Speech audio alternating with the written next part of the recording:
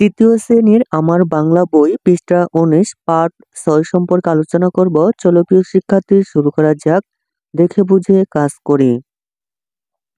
প্রথম ছবি হচ্ছে থামি, দ্বিতীয় ছবি হচ্ছে সামনে রেল ক্রসিং, সাবধানে যাই।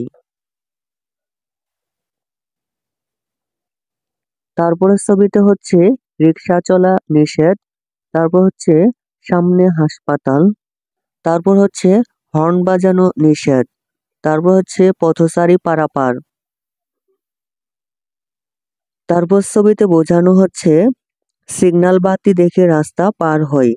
তারপর ছবিতে বোঝানো হচ্ছে এখানে ময়লা ফেলি। তারপর ছবিতে বোঝানো হচ্ছে টয়লেট ব্যবহার করি।